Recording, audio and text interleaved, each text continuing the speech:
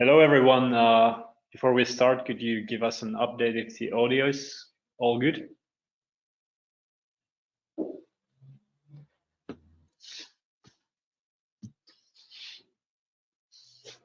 Yes. Thank you very much. Hello, everyone. Welcome to our mobile mapping webinar about improvements and new tools in the new version of Trimble TMX software. That's version 21.4. Thank you for joining. My name is Artem Kolotkov, and I will be doing short intro to this webinar. My colleague Yoni Salo will take over the presenting slides and hands-on demonstration of most interesting tools. We are both are the part of the support team for mobile mapping products. Okay, let's start with the presentation. Short introduction. Just recently, 20th of May, new version was released a few weeks ago. This webinar will be split into two sessions. First part is actually taking place right now. It's about desktop products, content manager, and asset modeler. Second part will take place on 15th of June about publisher.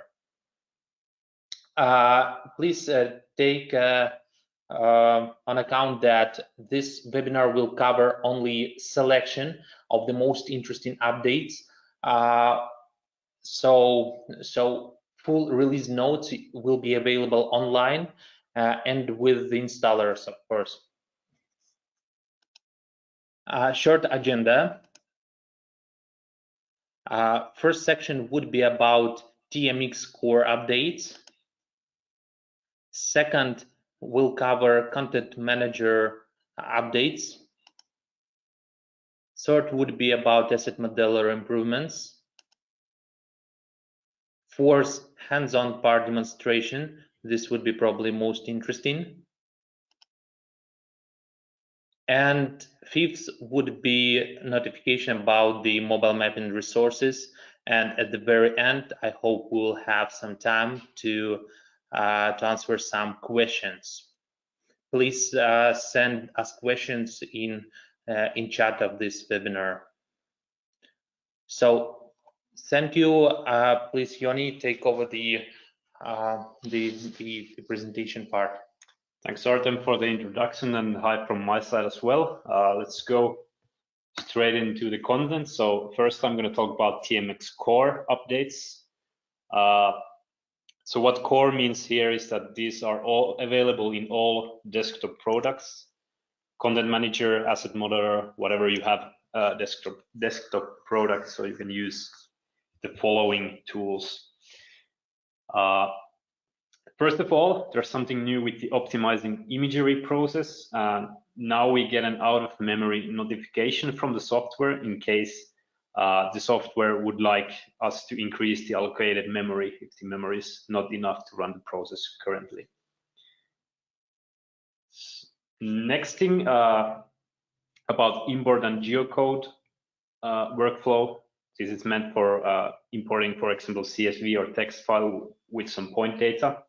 Couple new things here. First of all, we can already in the workflow set the coordinate system of this CSV file to be imported. Previously, this had to be done separately after the import. So this kind of streamlining of the process. And the other thing is that at the end of this process, we can save the new layer automatically, so we don't. This was also something we had to do separately before. So kind of streamlined workflow now. All right, then a couple things about editing or creating vector layers. Some improvements here. So we have added, you can modify previously added attributes by selecting them and using the set icon button. You will see those new icons on the right side. So that's the structure tab from the dataset properties. Also, there's a improvement that you can change the order of the attributes in the structure panel. So if you want to bring some specific attribute to the first column or second column or something like that, you can do that now. And there are new icon buttons to do these functions. So there's a new button to add, remove, set, and move the attribute up or down. You will see those new buttons on the right side. Small but useful improvements. The next thing is button which is called Open File Location. This has been added and you can now find it in 2 places. First of all, you can find it on the Inspect tab of Dataset. So in case, let's say you have a lot of different vector layers imported to your workspace in TMX, and you are kind of struggling to keep track where they are stored, you can now just go to the Inspect panel of your dataset and press this Open File Location button, and you will just get the folder opened where the data is. And same kind of button is also added for the import or edit run procedure. So when you are importing, for example, panoramas or planners from MX9, you are always asked to move the JPEG images to a certain folder within your run structure. And before you had to just maybe browse through your Windows Explorer and find this folder, but now we can just open this folder from this button. So you're saving some clicks with these buttons. Couple new things with convert and or optimizing data as well. The selected file format for browsing the source directory is now automatically filled in as source option format. So that's also just a small streamlining of the process. And we are also enabling point cloud filtering on by default. And this is considering the convert or optimizing of point cloud procedure. Then one more thing about core updates, it's about slice view, so the tool where you can do vertical or horizontal slices from your point cloud. Previously, you had to make the slice from the map 3D, but now we can use the map 2D, which you will see here on the right side. We can use that to create the slice view, and that's actually very useful, for example, for vertical slices, because it's very easy to define good slice from the top view. We are using the cursor position to draw the slice in map 2D. Also, some minor things here. The settings from the previously created slice view is remembered in the next slice view, and the labels of the slice view settings are also clickable now. So that's it about the core updates. We will have some more core things in the hands-on part, so that's not all, but that's some minor things we wanted to share. But next, let's go to Content Manager. Specific things here are mostly related to the catalog.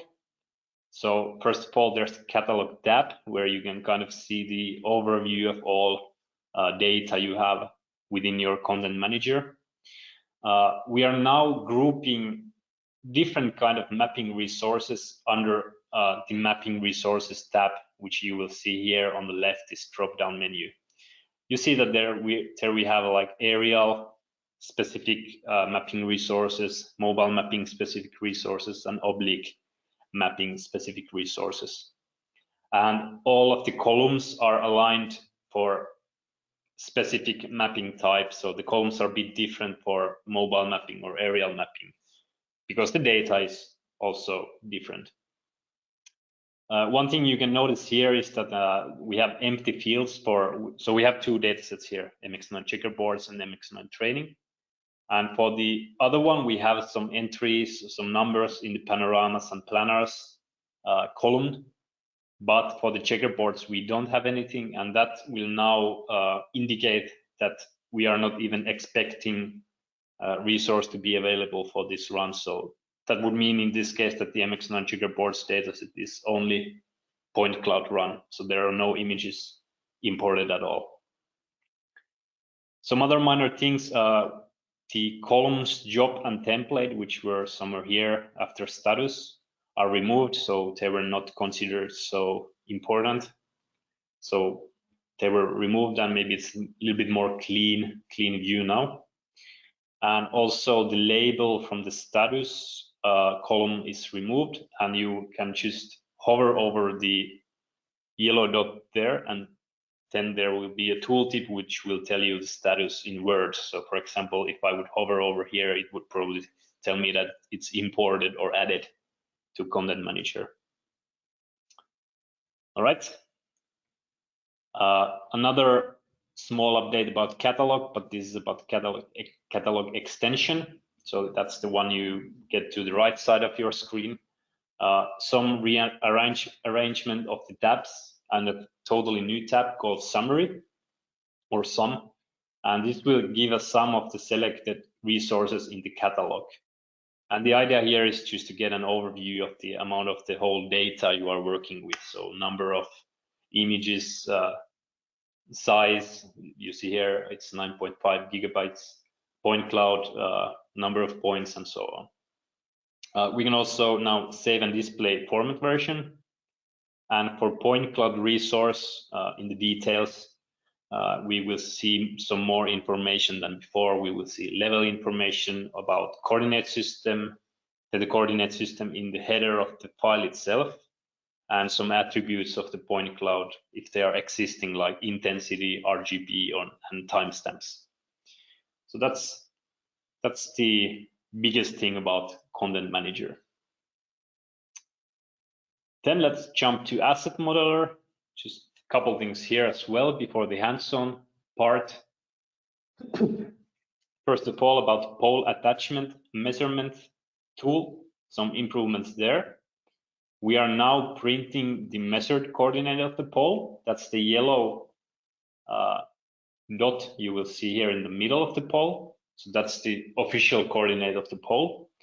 But we are also printing the bottom of the pole, which is the gray one here, and the top of the pole, which is the other gray dot in the top.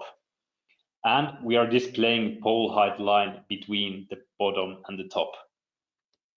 So that's an improvement. Then one more interesting thing is that we can save these attachments, like you see the cables here with the green dots. We can save them as individual objects. And here we use something called parent SOID, which means that you will have the pole as a parent object, and the attachments will be child type objects within this pole. So that's to kind of create a how to say, kind of a complex object out of the pole. So you don't have separate objects about each attachment and so on, but you have everything within one pole. And then finally, we can snap attachments to pole or pole branch, and we can apply cable detector to the pole attachments. So if you are a user who is using these pole and cable measurement tools, I think this will be interesting for you. Then some more things about tree measurement tool. Couple minor updates here as well. So we are now able to calculate 3 new attributes from the automatic tree measurement. And these attributes are tree inclination, trunk inclination, and the delta inclination, which is the difference between these 2 previous inclinations. And these can be automatically written to the tree preset, which you can define on the creation of a vector dataset. So these attributes you can see here squared on the red. Then we can toggle on some different displays for the map 3D. That's what you see here on the right side. So we can show tree height, which is the yellow line between the lowest point and the highest point. Tree diameter, which is the big circle here. Trunk height, which is the lowest point and the trunk top point. and trunk diameter, which would be a small circle here on the trunk if we would see it from the screenshot, but it's there. So we can display all of these in the map 3D. All right, now I think it will be the most interesting part. So I will show some new things hands-on. These tools will be the following. So I will first show the new implementation of Bing Maps in the TMX. That's relevant for all desktop products. Then we have some more core things, which are cluster objects, strip attributes, convert 2D to 3D. So those are all in all products. Then we have box measurement, which is in the asset modeler products. And finally, we have point cloud change detection tool, which is only in the Asset Modeler Pro product. All right, I will jump to my TMX. I have it open here. So first new thing, you will see that we have here 3 new layers, Bing Maps. So we are moving away from the OpenStreetMap. It's still possible to use OpenStreetMap if that's what you prefer. But we're thinking that the Bing Maps would be more useful and gives more options for the user. So first of all, we can also search with Bing. So you have the search toolbar here on the top. We can search Microsoft Bing, and then we can just input any place in the world we might want to move to. So I can, for example, give Biberach an der Riss, which is our location at the moment, and the map should jump there quite quickly, a couple of seconds. Or let's say Barcelona, and we'll be there in a couple of minutes. And same thing, think about the layers. So we have 3 different ones. The one you see now is road layer from Bing Maps. So just a generic map with roads and some labeling about place names and so on. We also have aerial, which is just a satellite image or aerial image of the location. And then we have combination of both, which is the aerial background, but then some road and labeling on top of it. So you can switch between these as you like. So that's pretty cool new thing. I will jump back to Biberach. And let's go to the next tool, which is cluster objects. This new tool you will find under tools button here on the top right corner. Cluster objects, I will open that one.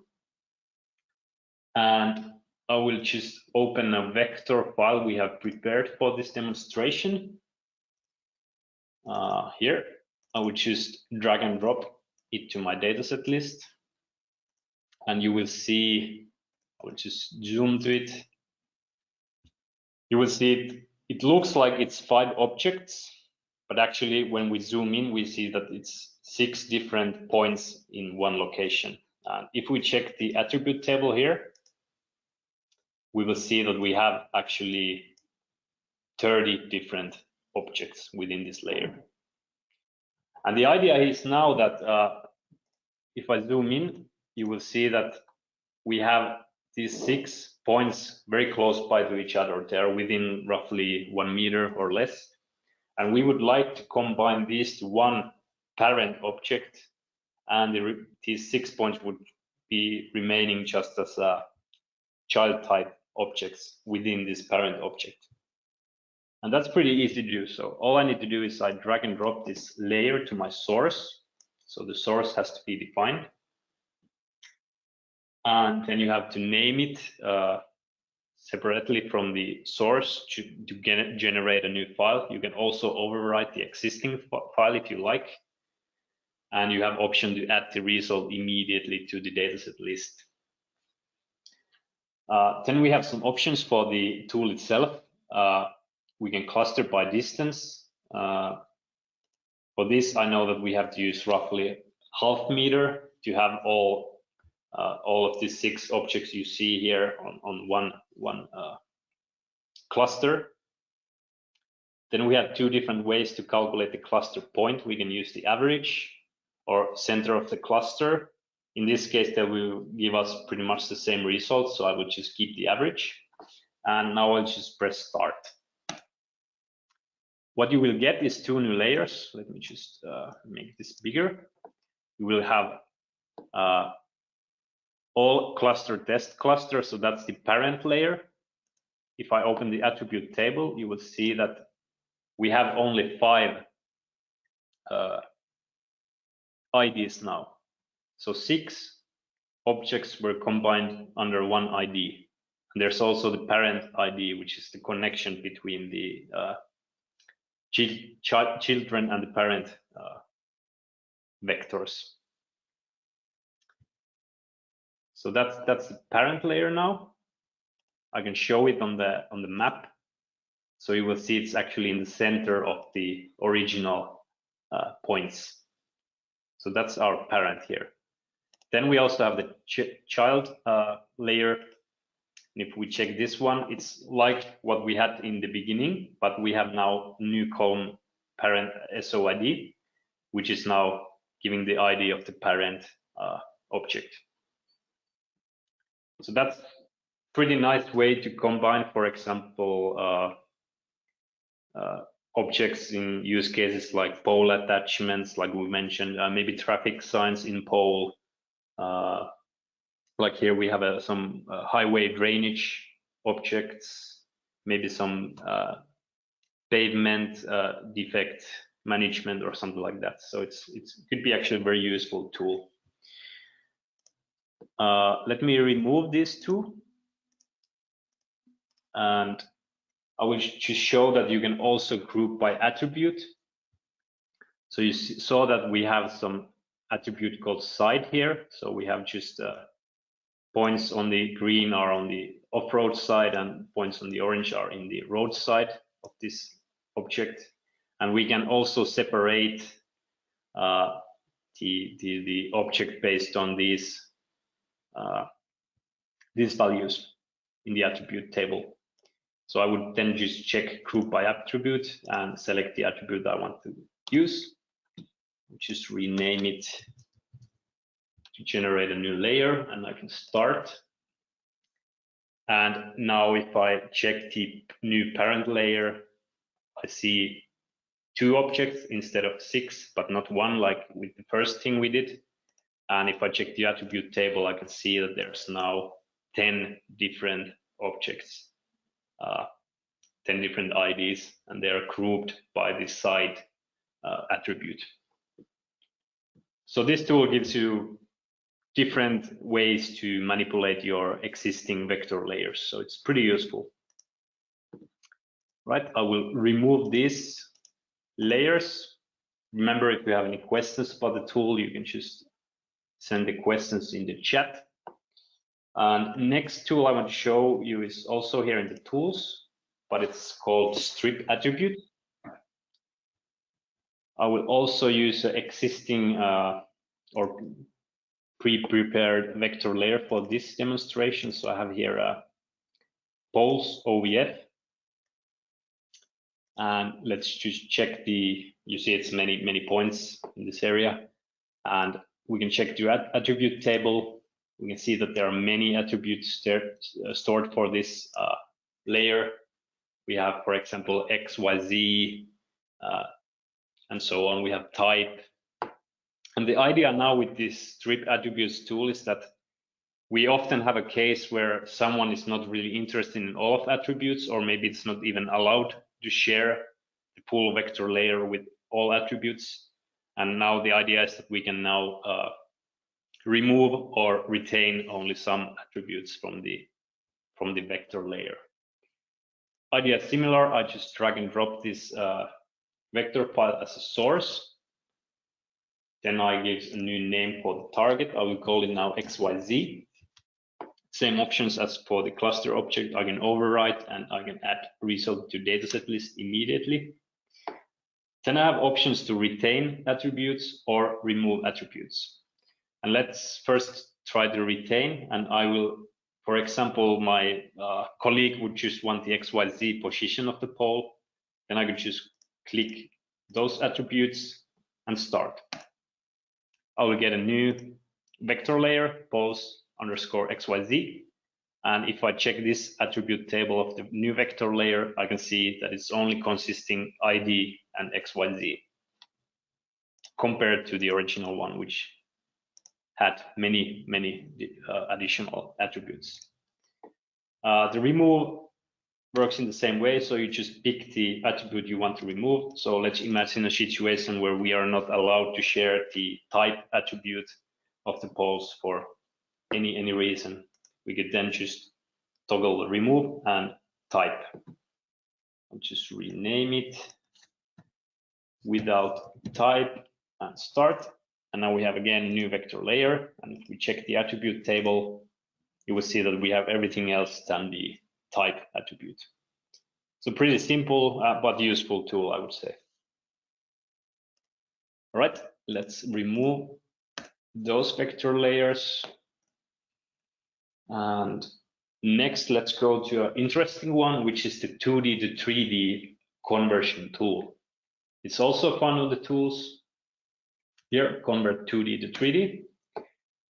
For this one, I will also use some prepared data.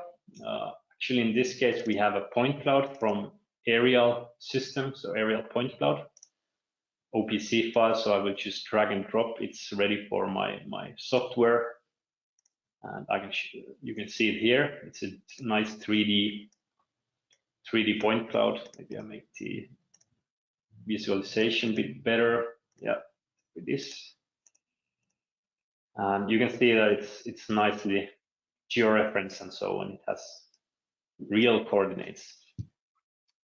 And now the case is that we have some vectors. I will take this vector file, which is pedestrian area line type vector dataset. I'll just drag and drop it here. And it's actually just XY data. So there's no height for this vector layer. It's only XY. We can see it if we just select this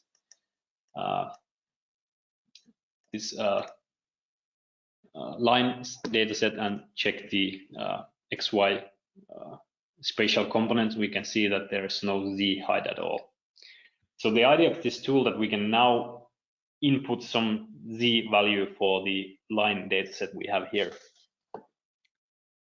And the way to do it is that we open the convert 2D to 3D again.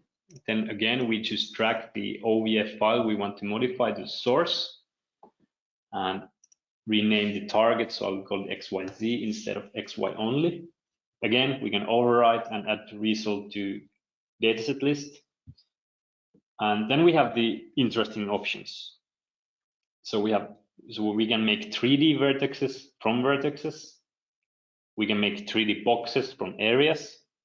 We can make vertical areas from segments, and we can make vertical lines from points. In this case, I have a line dataset, so I'm interested in turning the vertices of the line to 3D. So we select that option, and then I'm asked to select the 3D reference. In this case, I will use the point cloud lowest Z. You could also have maybe a Z attribute for the vertex. You could have a digital elevation model. You could just input a fixed height.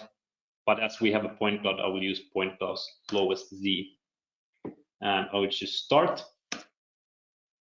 And I get quite quickly a new vector layer. I will enable it so we can see it on the screen. And if I zoom in here, I can see that now my line dataset is brought up to the height level of the point cloud. And if I just select these lines and check the spatial component, now I can see that each vertex has a different Z value. So that's pretty nice tool to convert data from 2D to 3D. I will also show you how to make 3D boxes from areas. I will just remove these line data sets and enable my point cloud. For this, I will bring another vector layer here, which is buildings area XYZ. So basically here we have footprint of the buildings in this area. Let me just hide my point cloud so you can see it. Oops. So we have these footprints for the buildings in the center of the point cloud. And the idea here is that we will now make 3D boxes from the footprints. So we'll select for that. Let me just remove, open the tool again.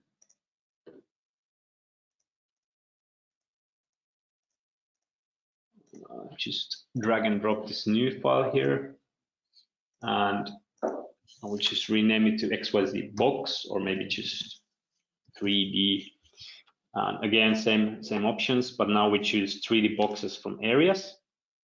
And now we are asked to give a reference for the top and the bottom of the box. For top, we will choose point cloud highest Z. And if we choose that one, we have option to use the vertexes. So it will find the highest point only in the vertex area, or we can use full area. So it will find the highest point in the full footprint of the building. Let's use the full area for now.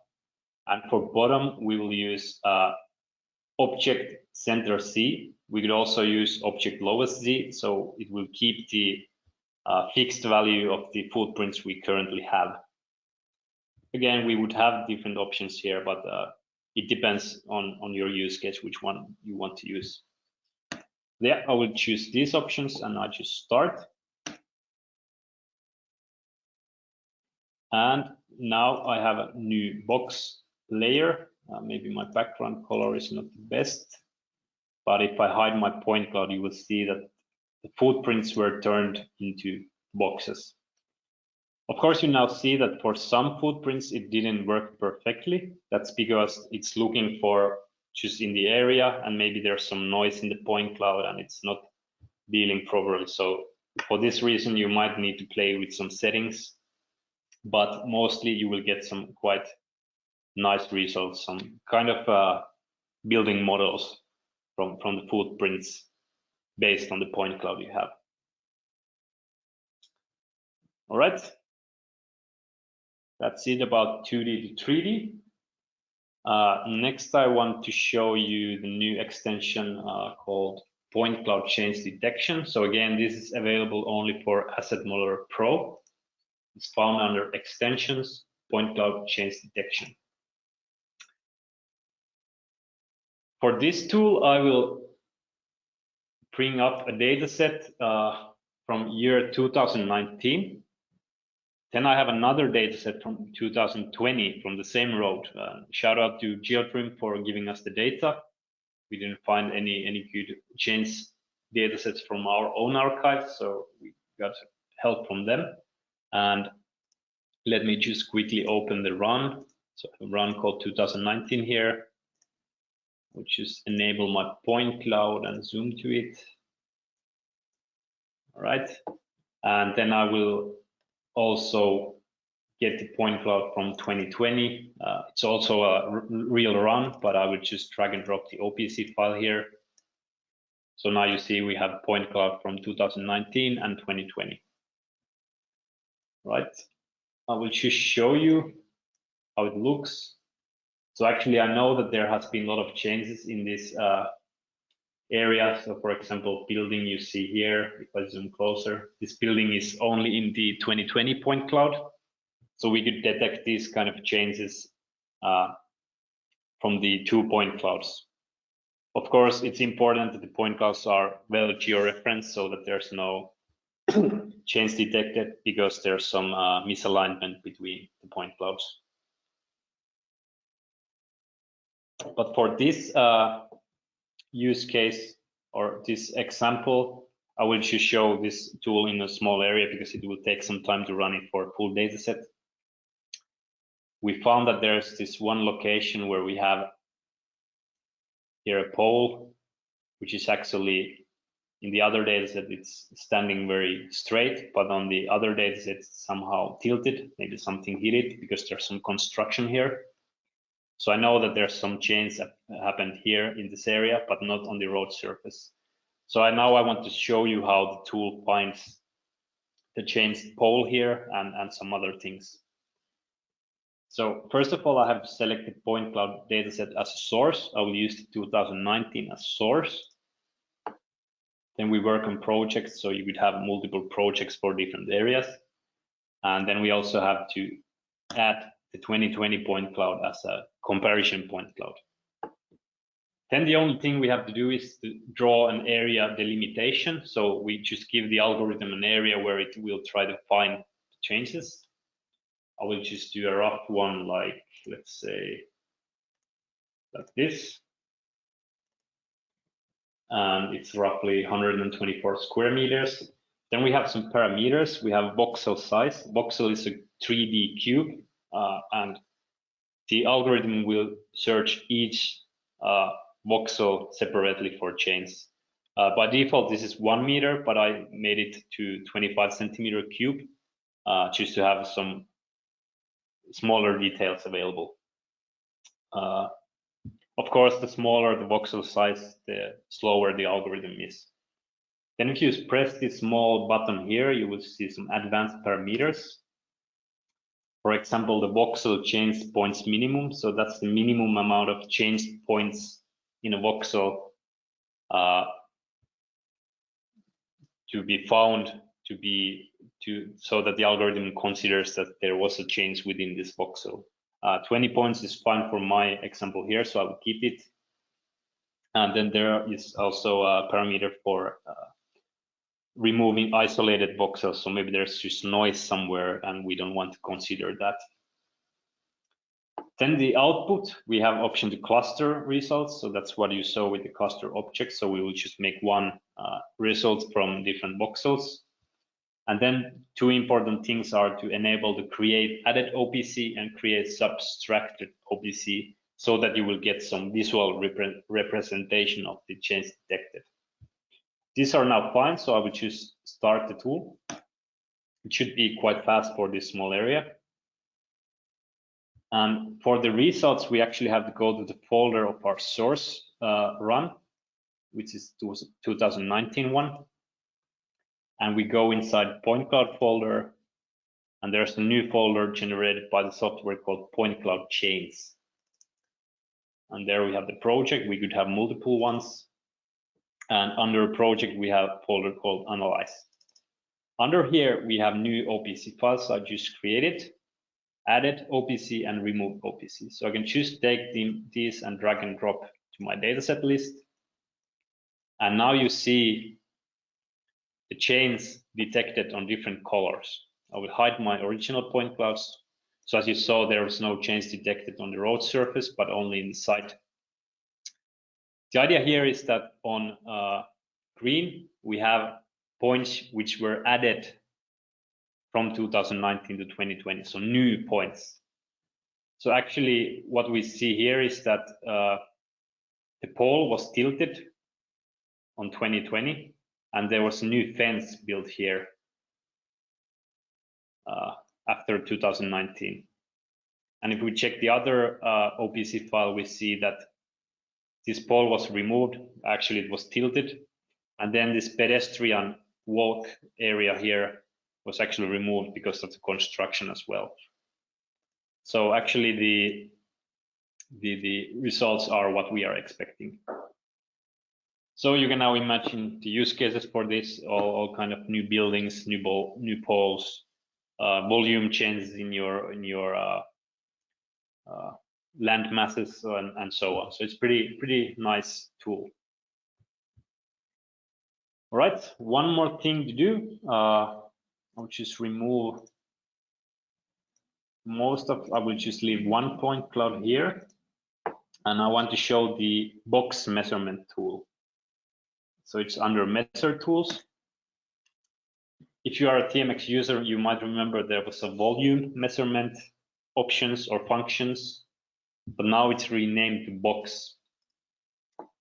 And within box measurements, we have a new tool called box with 3 clicks and Z range. So idea here is that we give an area and the software will automatically find this Z value for our box. For this, I can just take a poll somewhere on the dataset. Let me find it. Let's take this one, for example. I hope you see it. Maybe I changed the representation a bit. Maybe it's a bit better, or like this. Okay. So here we have a light pole, and I want to do a box measurement around it. So I can do 3 clicks on the ground, and then just click. Oops. And you will see that the box is automatically getting a correct Z value from the pole height. There are some parameters you can change here under detectors in preferences and box detector. So we can actually highlight the point cloud selection and we can clear ground. So I will now toggle on the clear ground. Pay attention to this area here. If I do it again,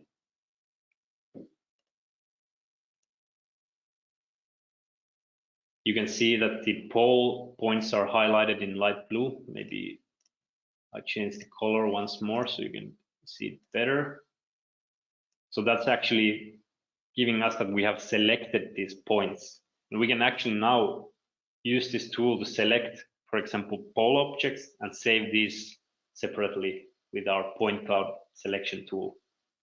So we could now actually save the selection quite easily. So that's new. I think that's it about the hands-on. Again, if you have any questions, feel free to ask. And let's go back to the slides. And in the end, I would like to say a couple words about mobile mapping resources. So if you're our customer and you are looking for information, you are wondering what is the easiest way to find information about our products, there are a couple ways. So first of all, I would like to point out that we have a mobile mapping knowledge base available in this address, help.trimblegeospatial.com/mobile-mapping-kd.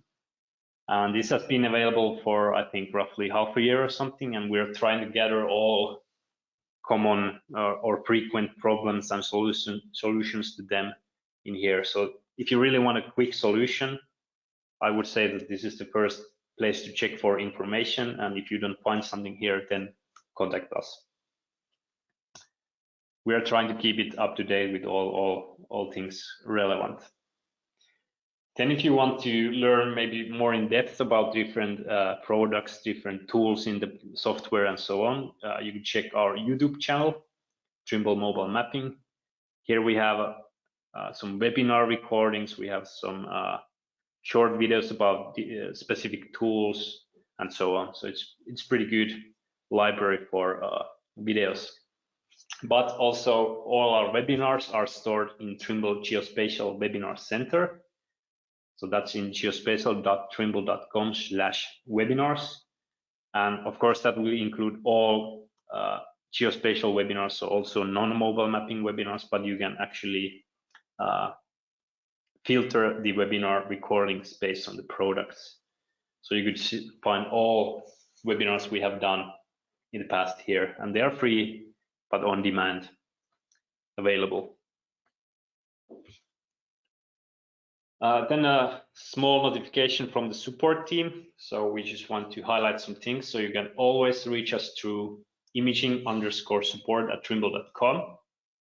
And we would like you to always contact us through this email, not our personal emails, because this will help us to, for example, document the cases much better and track them. Also, if one of us is doing a training or is on holidays, then a colleague can take over and so on. So it's always best to include imaging_support for your problems or questions.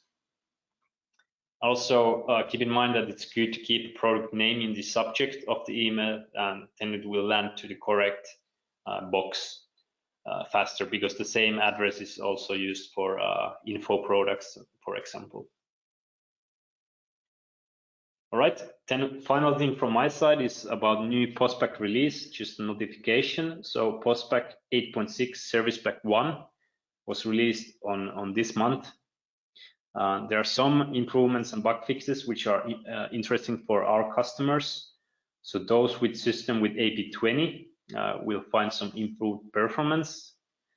There are updated base station service paths for multiple providers. So if you're using the base station, Find Base Station tool. And also bug was fixed where some Rhinex files were causing exception when importing them. And if you're under maintenance with your license, you can just download the new release from applanix.com and under the support menu. All right, thanks from my side. Now I think it's time for questions. I think we have some. Artem is tracking them. So what do we have? Yes, correct. Basically, I have two questions. First question is, if you select objects from the cloud with the selection box, is there a tool with which you select others that match the same form? For example, selecting the point of the one light pole, and with that selected, select all other poles that are the same make and model. Not really. So we have automatic pole detector. I can just show where the menu is. It's in the extensions, automated feature extraction and pole detector. Here are some parameters you can toggle to get better results on your specific poles, but it doesn't really use a pole library or kind of a pole template. So far, this tool does not use the any master shape to detect something similar. Now it's working on its own parameters. Yeah.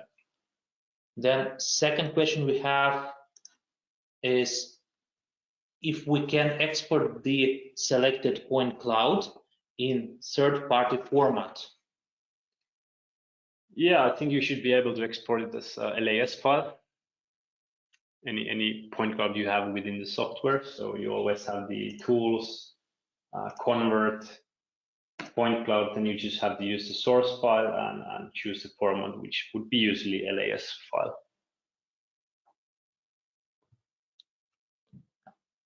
Okay. I hope that answered your question. Do you have any more questions? Okay, I think that not really. Hopefully our presentation was so good and detailed that you understood everything. Yeah, and of course, if you have a more complex question or you don't have time to write your question now, you can always send us email as well to imaging_support@trimble.com. So that's always possible.